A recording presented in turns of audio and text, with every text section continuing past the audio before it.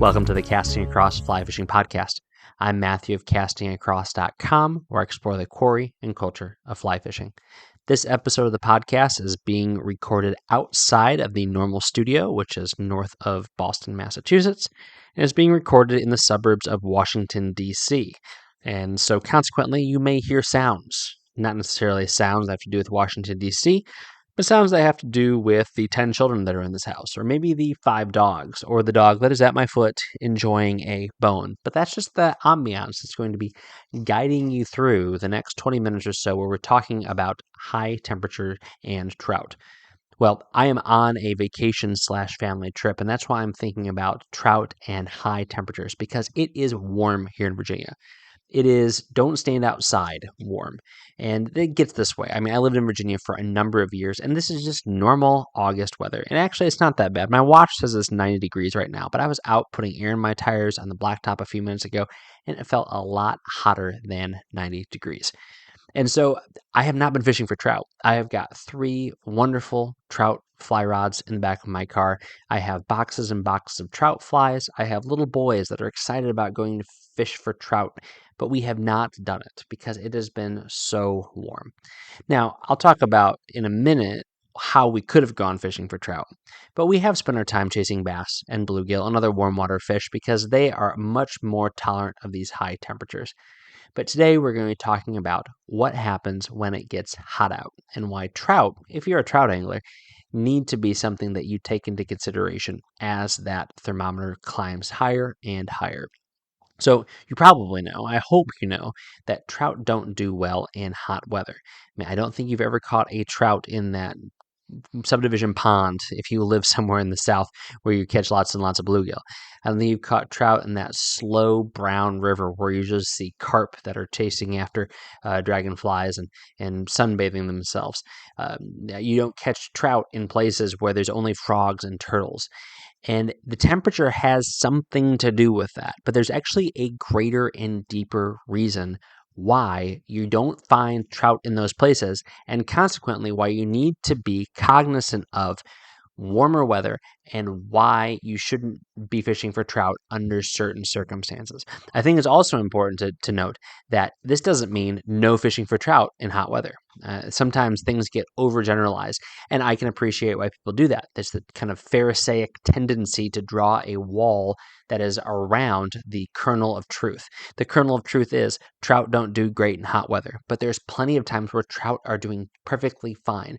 I'm thinking of some spring creeks that are only about an hour from where I'm sitting right now, and the trout will be doing great there even if the weather gets over 100 degrees and there's not a breeze to be found. The reason for that is that water is coming from underground, and it is coming in a very, very cold and oxygenated format. And that is the key. So although trout aren't going to like really, really warm water, more often than not, the first factor that you run into when you get to warm weather has less to do with the temperature of the water and more to do with the fact that warmer water carries less dissolved oxygen. All right. Less to do with the fact the water is warm, more to do with the fact that warm water carries less dissolved oxygen.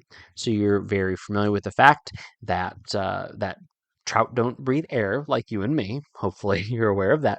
But what trout do is that they let water pass through in their mouth and through their gills, and their gills have a biological mechanism by which they trap all manner of things, including the dissolved oxygen that is in the water. And this is how they are able to respirate. Now, when water gets warmer, it is less able to hang on to things like oxygen. Why is that? Because molecules, as water heats up, they move faster. So think about a microwave. A microwave, as it runs, it makes the molecules, the water molecules in your food, whatever it may be, move faster. So this is where my science bona fide is really showing, right? When you flip that over, and as things warm up on their own outside, then those molecules are going to move faster, and they are less likely to hold on to those dissolved oxygen molecules, those oxygen atoms. And so they push them up and out, and they dissolve. they dissolve into the air, they evaporate into the air, and they're not in the water. So there's less oxygen for those fish to get. So not only are they getting stressed because of the increased temperature of the water, they are to a greater degree getting stressed because they can't breathe. There's no oxygen in that water. Different fish have different capacities to do this. So something like a carp, for example, or a snakehead, they have a much greater ability to thrive in lower oxygen settings. And so we often think, oh, they can handle really muddy water. Well, that's true, but to a degree. They're really the benchmark for understanding where a fish can operate. It has to do with oxygen. The temperature is almost a secondary, but certainly a corollary aspect to consider. Now, fish are going to have differences even within from species to species. Brown trout are going to have a higher ability to tolerate temperatures in kind of the mid to high 60s. Now, I want to be very, very clear here. Don't take this as gospel truth. So say something like 66 to be clear, because a lot of places you go online will say, once that water temperature hits 67 or 68 degrees, stop fishing. You may see fish feeding, you may see fish moving, you may see fish rising, but don't fish for those fish. And so I don't want to kind of contradict that, because again, not an environmental biologist, not even a fisheries biologist, just a guy who talks about fish a lot on the internet. But so say 66 degrees is a place where brown trout are totally fine. You drop down to like that 63 degree range, even lower, maybe around 60, and that's where rainbow trout are optimally feeding. Lower than that, even almost down to 50 degrees, is where you're going to find char. Now that is a gross overgeneralization to say it's 55, 60, 65. But if it's easier to kind of have a ballpark in your mind, think about brown trout at 65, rainbow trout at 60, char like brook trout at 55. Now, those fish, all three general species and families, I should say, are going to feed at all sorts of different temperatures. But those are kind of rule of thumb, optimal ways to think about those fish. Now, once again, this has to do with dissolved oxygen. There are ways to offset that temperature with dissolved oxygen. So the most apparent one has to do with the fact that you may get water that is having dissolved oxygen introduced to it because it is moving very rapidly. Now, this is not going to be significant enough where if that thermometer says 70 degrees, but it's bubbly white water because of a waterfall, then you're totally fine to fish for trout. So to say it another way, just because you see a turbid area upstream or you see rapids upstream, if your little thermometer is telling you it's in the high 60s, it's probably still going to be a bad idea to fish for those fish.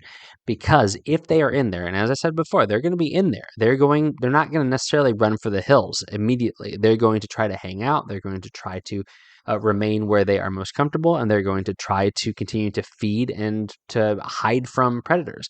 But if you are fishing for those fish in that situation, once you hook them, this is really where the problems begin, because that fish is going to build up acids in it, and it's going to not be able to, its metabolism is not going to be able to work through those things as quickly if it's unable to get the same sort of oxygen that it needs. So essentially, you're going to stress a fish. The fish are probably already stressed once it gets to this temperature / dissolved oxygen level. Just imagine yourself, or imagine, maybe you don't do it, but imagine somebody who is like an elite athlete who is taking a stress test. What do? They deprive themselves of oxygen and they exert themselves significantly. And this is to determine the ability that they're able to function under extreme conditions. That is kind of like what a trout is putting itself through or is being put through when it is in a pool or when it is in a portion of a stream where the water temperature has risen and the dissolved oxygen has lowered. So generally speaking, you're going to see this all over the place. Once you hit 66 or 67 degrees, it's not a great time for fish for trout. Of course, if you're starving in the wilderness and you see some trout and it's 70 degrees, by all means, eat those fish. But if you are practicing catch and release or you're trying to practice sustainable angling, once that water hits 66 or 67 degrees, then back off. Right around 65 degrees, that is where you want to really make sure you're being conscientious about your angling. You want to play fish quickly. It's always good to play fish quickly. And this is one of those things that I think is kind of silly about a lot of these charts and diagrams. If you Google water temperature, trout, water temperature, fly fishing, you're going to see all these charts that kind of give you like a thermometer, because it's a great way to indicate something that has to do with temperature. You're going to see all these charts that say, don't fish at this level. Be very careful when fishing at the kind of the medium level, like I said, around 65 degrees, 64, 65 degrees. But the reality is, these are best practices you should be practicing with trout all the time. I think it's kind of silly and a little bit hypocritical for someone to say, well, when it's kind of on the borderline, you should really, really take care of those fish. When the messaging across the board all the time is, whenever you're fishing for trout, you should try to take care of them if you're practicing catch and release. I don't want someone using lighter tippet simply for the sake of using lighter tippet. I don't want to see somebody playing a fish longer than they need to simply for the sake of playing a fish when the water temperature is 60 degrees. That is silly and it's unnecessary. And although that fish will undergo less stress than a fish that is in an environment closer to 65 degrees, it's still not the same kind of ethos that catch and release is really built upon. So all that to say, you want to be a little more conscientious around that 65 degree mark. And then when you get below that, kind of 64, 63, kind of your normal trout fishing situations, that's when you are happy to just kind of do whatever you want to do. But again, with the understanding that you're supposed to be an ethical angler, be taking care of those fish. So what happens in this time of year? So you think about a freestone stream. So again, I mentioned earlier spring creeks. Spring creeks where that water comes straight out of the aquifer and up, boils up into a meadow or a similar environment, and that water just flows on through. And that water is cold and it has significant dissolved oxygen because it's cold, and probably because that water is moving at a decent clip. Even if it's only meandering along, it's got a few things going for it. First and foremost, it's coming from underground, so it's being forced through underground channels and caverns with lots of spring seeps, and that introduces dissolved oxygen because of the way it's moving. Secondly, it's cold, right? Thirdly, there's often a lot of plant life, and so that increases that load of dissolved oxygen in that water. You also have tailwaters. Tailwaters, particularly if they're bottom release tailwaters, are going to introduce a significant amount of dissolved oxygen as that water goes to the turbines and comes flying out the bottom of that dam. And that water is also very cold coming from the bottom of a dam, if it's a bottom release dam. Even dams that have top release, then that water tumbling over that dam is going to involve a lot more dissolved oxygen being introduced into the water. So these are your exceptions.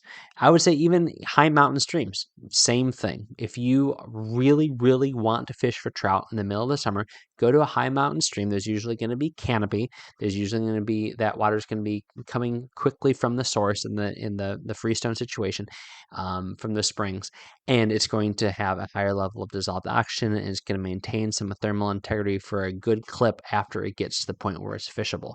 Because you don't find these giant springs on the top of mountains. You see lots of little seeps that are coming from different places on the hillside, and then they kind of convalesce together and they form a bigger stream.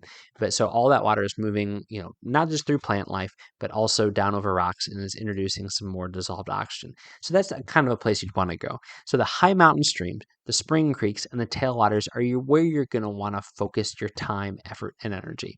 Now, does this mean this is the only place that you can fish? Absolutely not. Two things. Firstly, carry a thermometer. You can carry a instant read thermometer, and some fly fishing companies sell them, but you can just get them off Amazon for cooking or other uses for significantly less money than one that is branded by a fly fishing company. But you drop that sucker in the water, and you can take an instant temperature of what you're dealing with. And if it is incredibly hot outside and it just feels stale and stagnant, but that thermometer is telling you that water in maybe a couple places around you that you've tested is below 65 degrees, then by all means, fish and fish to your heart's content. It isn't necessarily a one-to-one correlation with the air temperature or the way the air feels and what has happened to the water. Water is going to be much more resilient, and it's going to have a higher level of integrity when it comes to maintaining a thermal balance than what you're going to have in the air. So even though you may have a stretch of really, really hot days, that water isn't going to heat up at the same rate that the air is. So that's the first thing. The second thing is that water is going to fluctuate, especially if you're talking about shallower water, water that's not moving super fast, or water that is distributed across a wide river. What will happen in those situations, especially if the sun is out, and if there's a dark bottom, and if there is a rock substrate underneath that, that's what the bottom is made up of, is that water will heat up as the day goes on. So especially out west and larger rivers and medium-sized rivers, there are hoot owl restrictions that are put into place, which basically is, you fish when owls don't fish. When owls hoot, I guess is probably what it means. So that means you can fish in the morning and you can fish in the evening. Sometimes these are regulations that are imposed by state agencies. But this is also a good ethic to simply live by. And there's benefits to this. The first one is you are fishing for fish at a time when they are more resilient, even though the water temperatures are higher. There's an ethical component to it. Secondly, you're going to be optimizing your opportunities at catching fish. The middle of the day, when it's silly hot out, is not the time to be catching trout. They're not going to want to chase your flies. They're not going to want to move significantly. They're certainly not going to want to rise at any sort of consistent level. So you are actually doing yourself a favor. This is when you can take a nap. This is when you can throw on a popper and go fish for bluegill and bass. And really, this is what it comes down to. And a lot of folks will just say this, when the weather gets really hot and the water temperature gets really hot, and those two things have a connection, but they aren't, again, intrinsically related everywhere you fish. This is the time to go fish for bass and bluegill and carp.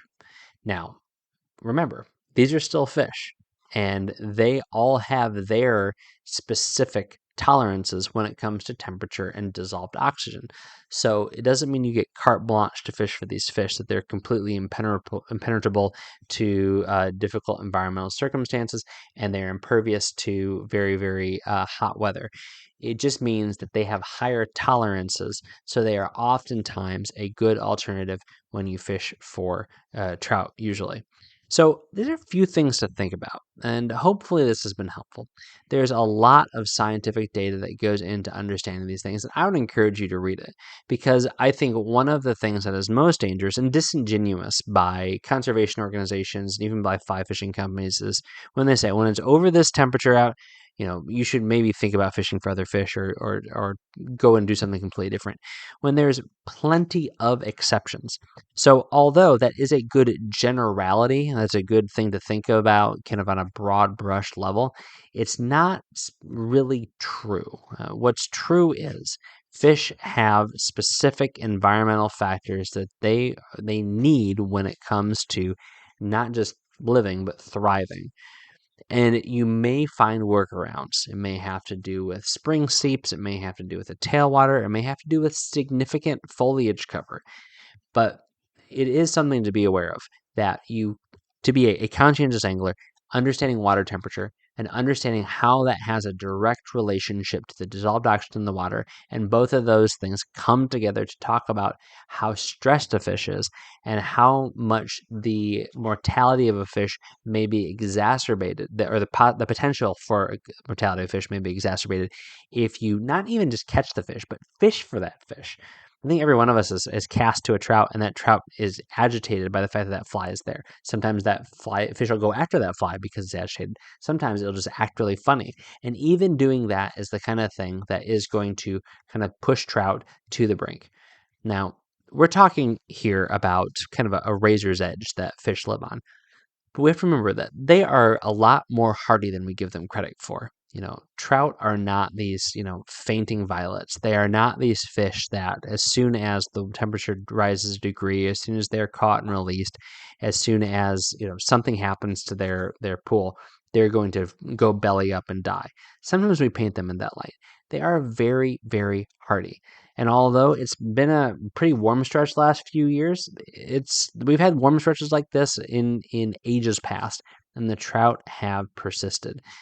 They are very, very hardy. They are very they're survivors.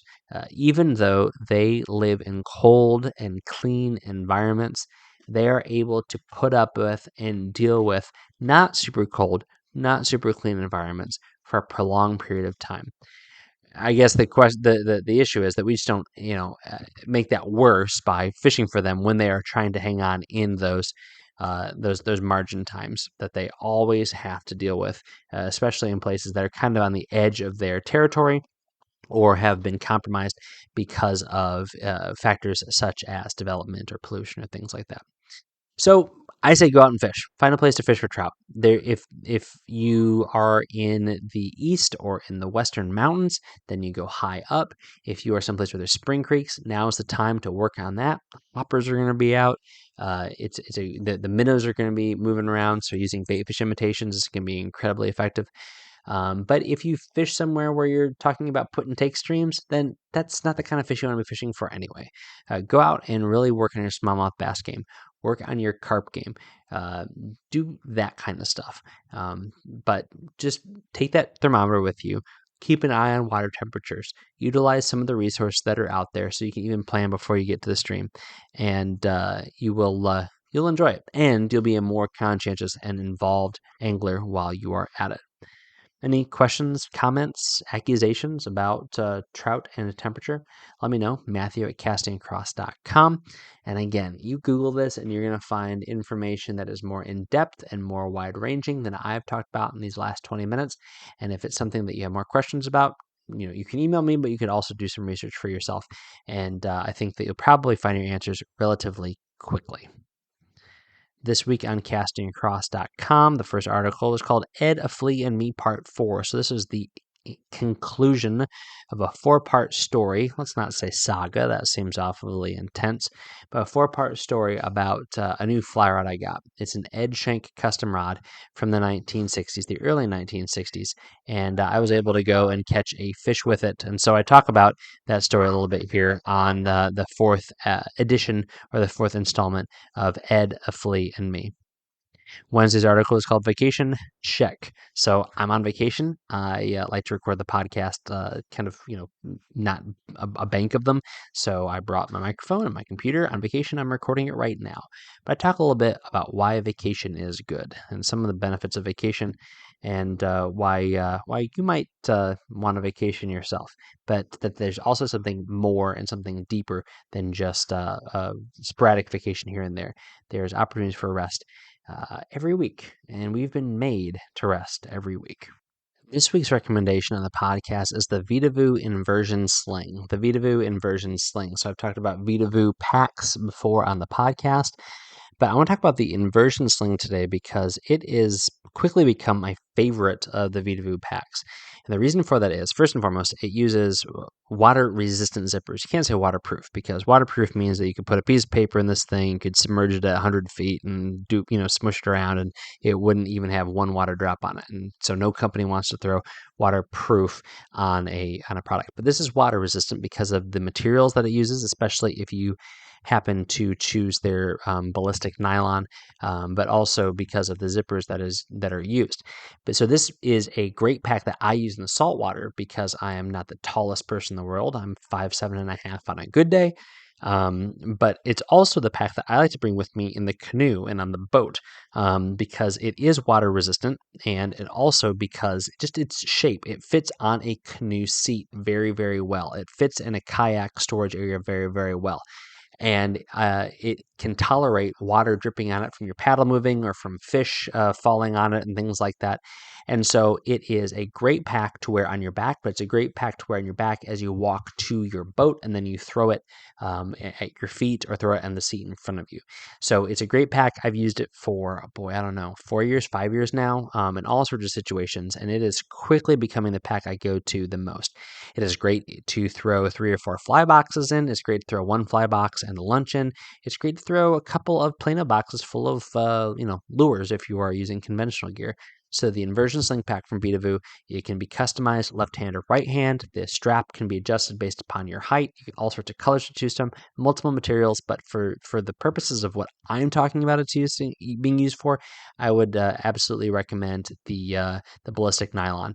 It's a little bit more rigid of a material, but it is a waterproof material itself. And I'll put a link to the VitaVoo Inversion Sling on the show notes for this podcast page over at castingcross.com. Thanks for listening to the Casting Across Fly Fishing podcast. Please subscribe in your favorite podcast app and rate the podcast on iTunes. Then head over to castingacross.com for 3 posts a week on the people, places, and things that go into the pursuit of fish.